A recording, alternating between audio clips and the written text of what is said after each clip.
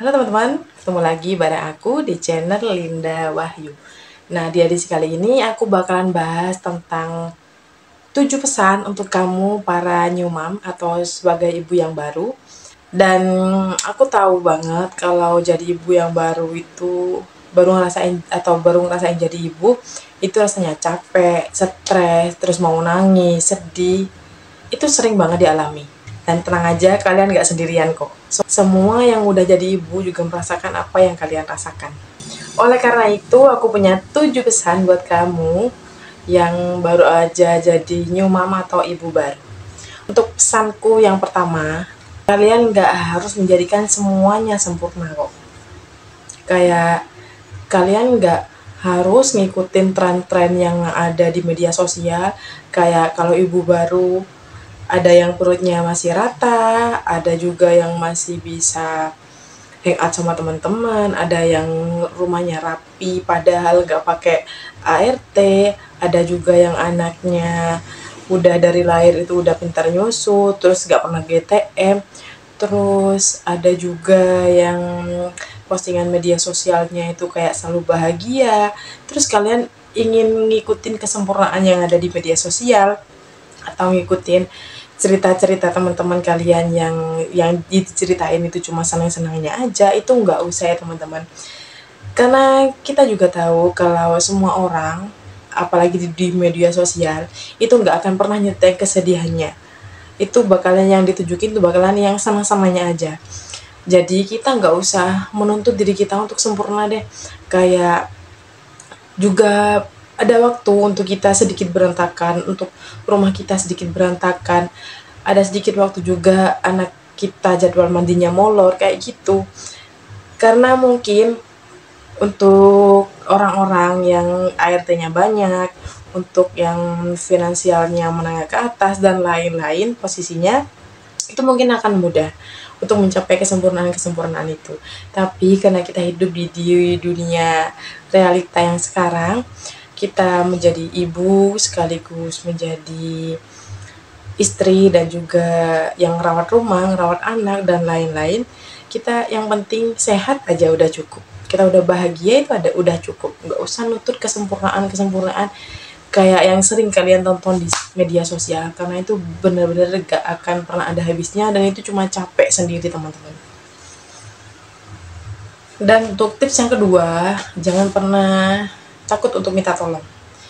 Apalagi sebagai ibu baru, baik melahirkan sesar maupun normal, itu kalian sama-sama hebat, kalian sama-sama mempertaruhkan nyawa kalian demi anak kalian, dan itu nggak ada bedanya. Sama-sama setelah melahirkan pasti ada rasa sakit, rasa takut bergerak, dan lain-lain. Jadi jangan pernah sungkan untuk minta tolong kepada anggota keluarga kalian. Jangan pernah sungkan untuk minta bantuan sama suami untuk mengurus anak kalau kalian capek. Jangan pernah sungkan untuk minta tolong ke suami untuk beres-beres rumah kalau kalian udah semalaman begadang, atau malah gantian begadang kalau malamnya kalian sudah begadang, terus suaminya bisa tidur, terus kalau siangnya kalian bisa istirahat, terus suami yang ngerjain pekerjaan rumah kalau sebelum berangkat kerja, kayak gitulah teman-teman. Intinya jangan pernah takut untuk meminta tolong. Aku tahu kalau minta tolong itu suatu yang berat diucapkan, tolong, terima kasih, itu memang agak berat diucapkan, tapi setelah menjadi ibu kita harus mengubah kebiasaan itu. Jangan pernah takut untuk meminta tolong. Demi apa? Demi kesehatan mental kita, demi kewarasan kita, demi kebahagiaan anak kita, terutama si dede bayi ini. Karena apa yang kita rasakan itu, percaya apa nggak percaya, banyak penelitian yang mengatakan juga gak expert di bidang ini, tapi aku pernah dengar dan sedikit baca-baca kalau apa yang dirasakan oleh ibu ini dirasakan juga sama si anaknya. Makanya gak jarang kalau ibu juga sedih anaknya rewel, kayak gitu kan teman-teman. Mau bayi ASI atau bayi sufor itu sama aja. Yang penting bayinya kenyang dan bayinya bahagia. Itu aja sih kuncinya. Gak usah membeda-bedakan kalau anak kamu pakai sufor ya, anak kamu ASI ya, gak punya uang ya buat beli sufor. Anak kamu sufor apa ASInya gak keluar ya, apa jangan-jangan kamu gak sehat sebagai ibunya, kayak gitu. Itu gak usah menjudge kayak gitu. Apalagi kita sama-sama wanita menjudge sama-sama ibu kayak gitu, itu bener-bener gak usah ya teman-teman. karena yang ngerti wanita itu cuma wanita, cuma sesama wanita ini. Jadi kalaupun kita nggak bisa mendukung, kalaupun kita nggak bisa ngasih support, mending nggak usah berkomentar apa-apa. Karena kembali kayak tadi, mau bayinya ASI atau sufor, yang penting bayinya kenyang dan bahagia.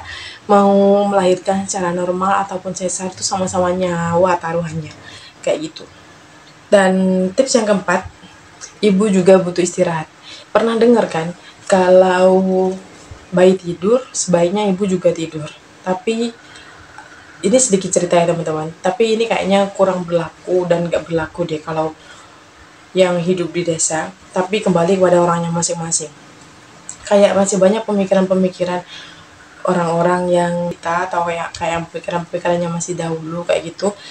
Biasanya kalau orang dulu itu anaknya tidur itu nggak tidur juga ibunya, kayak yang beres-beres rumah, kayak cari kayu, kayak gitu-gitulah teman-teman. Dan aku masih hidup di desa dengan kultur yang masih seperti itu. Tapi karena apa? Karena aku sadar mereka nggak ada andil sama sekali dalam hidup aku. Yang ngerawat anak aku siang malam juga aku, yang tahu kebutuhan anak aku dan kebahagiaan anakku adalah diri aku sendiri, dan yang tahu kondisi fisik aku saat itu adalah aku sendiri. Jadi aku nggak terlalu memikirkan omongan-omongan orang kayak gitu. Jadi kalau ada waktu bayi aku waktunya tidur, kalau kiranya aku ngantuk atau capek, aku juga ikut tidur ya, sebentar-sebentar aja. Habis itu aku beres-beres rumah kayak seperti biasanya. Dan alhamdulillah jika bayinya waktu itu kalau masih bayi kan waktu tidurnya agak lama ya teman-teman. Jadi ya lumayan lah untuk beres-beres, terus kita kembali barengin tidur lagi kayak gitu. Dan lupa untuk merawat diri.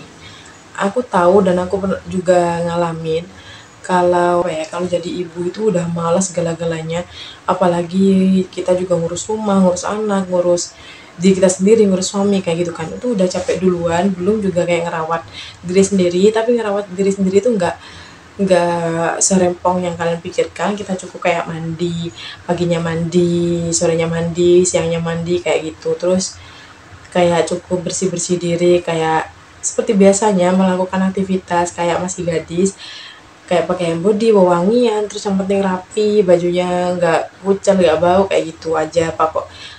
Pokoknya bajunya bagus atau enggak, yang penting kita nyaman makainya, kayak gitulah teman-teman.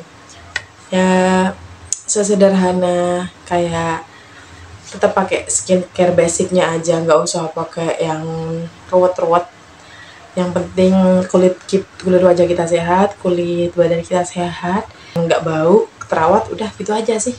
Dan tips yang terakhir adalah nikmati setiap perjalanan yang ada, karena waktu itu benar-benar cepat berlalu. Dan ini aku ngerasain banget teman-teman. Tahu nggak sadar, sekarang anak aku Valin itu udah alhamdulillah udah jalan 17 bulan lebih. Dan itu aku kayak waktu ngerasanya itu waktunya cepet banget teman-teman.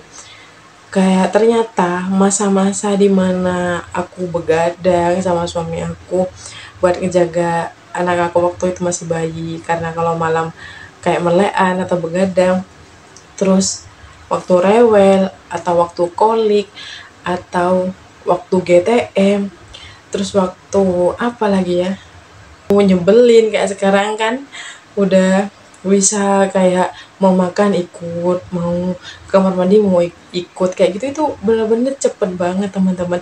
Dari awalnya yang meskipun di kasur bisa tinggal beres-beres, sekarang udah nggak bisa tinggal kemana-mana karena dikit-dikit bentar-bentar udah jatuh kalau nggak dijagain gitu ya teman-teman. Dan untuk kalian yang lihat video ini, terutama kamu ibu baru, apalagi anaknya yang masih umur sebulan 2 bulan atau masih 17 bulan kayak anak aku, dan kalian ngerasa capek, kalian gak sendirian, beneran kalian gak sendirian. Aku juga pernah ngerasain yang namanya baby blues, aku juga ngerasain yang namanya kesepian, aku juga ngerasain apa yang namanya sedih gak beraturan sendirian, aku juga ngerasain bagaimana rasanya overthinking dan lain-lain. Itu juga udah pernah aku rasain teman-teman. Dan semuanya pasti berlalu. Kita juga bakal kangen momen-momen di mana anak kecil, anak kita itu menyusu, kangen di mana momen-momen anak-anak kita lucu-lucunya kayak gitulah teman-teman. Dan kita akan ngerasa lebih bangga kepada diri kita sendiri, perlahan atau pasti. Kayak aku akhirnya sadar ternyata aku bisa loh ngelewatin semua ini sebagai ibu rumah tangga yang mengurus anaknya sendirian, gak pakai ART dan LDR sama suami. Itu ternyata aku bisa teman-teman. Dan oke, teman-teman, mungkin cukup sekian video dari aku. Kurang lebihnya mohon maaf. Sekian dulu sharing dari aku. Kapan kita sharing lagi? Jangan lupa untuk like, komen, dan subscribe video aku. Sampai ketemu lagi di video aku selanjutnya.